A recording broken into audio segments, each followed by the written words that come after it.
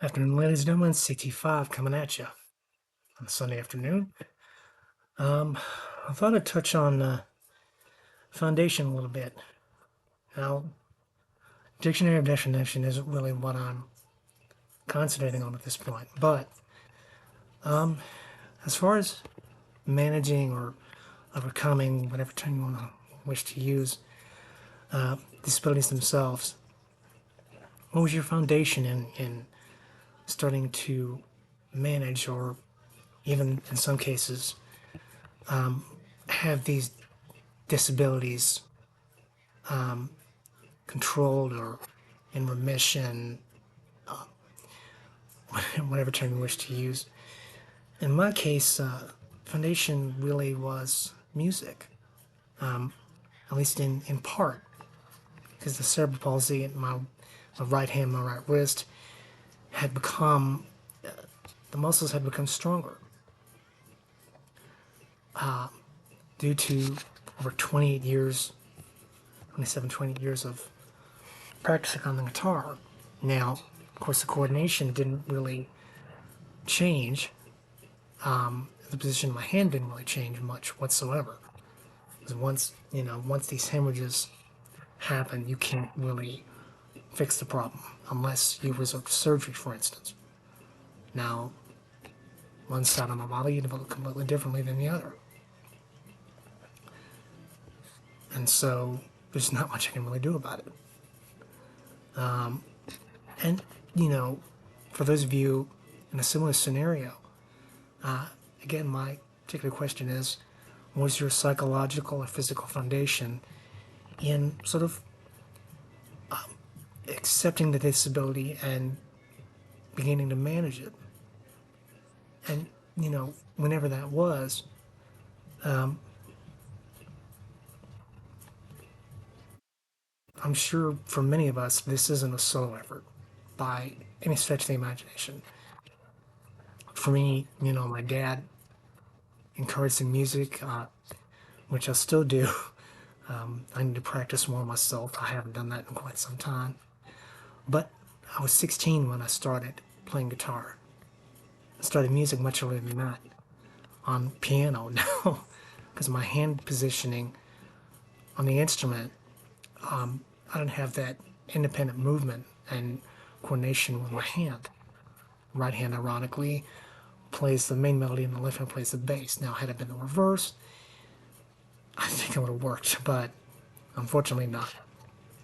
And due to the way the instrument's played,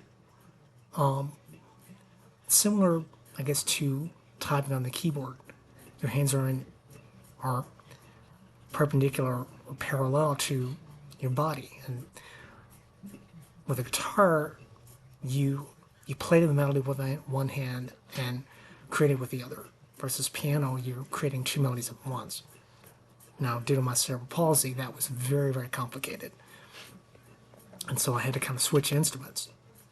With string instruments, again, you play it with one hand and create it with the other. Because if you just put your hand on the fretboard and do nothing, that's not playing at all. When you hit the string on a particular area, those are frets on the guitar.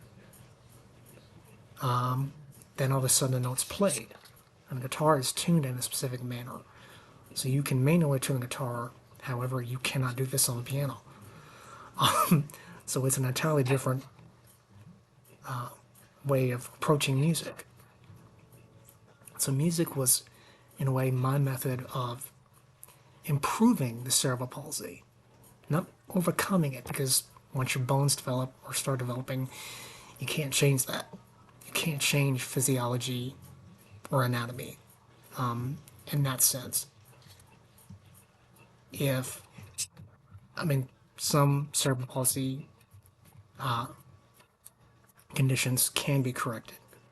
Once again, I'm not a physician, I'm not a doctor. Please don't take my word for it. I'm just describing my particular experience as far as managing the disability and within the area of music, kind of improving the atrophy and coordination of my hand. from my wrist all the way to my shoulder, all the way down my right leg, it's mainly joints that I can control. I can't really improve the muscles at all. Those are complete atrophy. Versus my hand and my wrist, I have quite quite the strength in there. I have strength equivalent to my left side in my left hand. The coordination, if you hold out your forearm on the left side, it's flat. On the right side, it's a 45-degree angle. And so that's how my bones have developed. And you can't fix that. Once it happens, it happens. And again, I'm curious to many of you, the management of whatever disability you're going through. And I'd love to get together with some of you to kind of, share our experiences. Once again, I'm more than willing and very happy to get together with many of you on whatever video platform is available, and just come, for me to be educated on these disabilities, because I'm only educated on some. I'm not educated on all, and I don't expect to. I don't expect to be. But for me, as a person with a disability, to understand another, for me, it becomes not only an educational experience, but an eye-opening one as well.